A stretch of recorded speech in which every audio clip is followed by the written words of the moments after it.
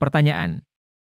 Berikan contoh studi kasus mengenai keserakahan dan ketakutan dalam konteks etika bisnis dan tata kelola korporat, dan jelaskan solusi yang dapat diterapkan untuk mengatasi masalah tersebut. Pembahasan.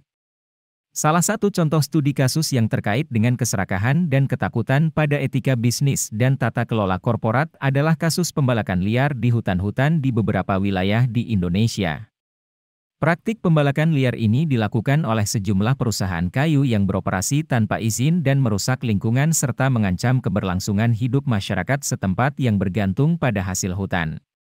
Keserakahan mendorong perusahaan kayu untuk melanggar aturan dan merusak lingkungan demi keuntungan finansial yang lebih besar.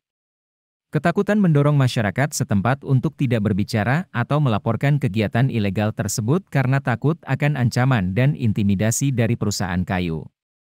Solusi atas kasus ini adalah 1. Pemerintah harus memperketat pengawasan terhadap perusahaan kayu dan menegakkan hukum bagi pelaku pembalakan liar.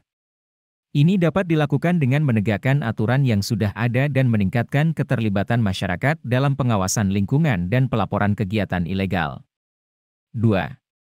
Perusahaan kayu yang beroperasi secara ilegal harus dihentikan dan diberikan sanksi sesuai dengan aturan yang berlaku. Perusahaan kayu yang ingin beroperasi harus memperoleh izin dari pemerintah dan mematuhi aturan yang ditetapkan. 3.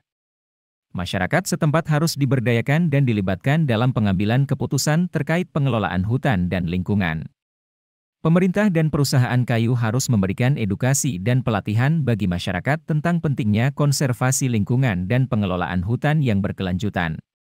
4.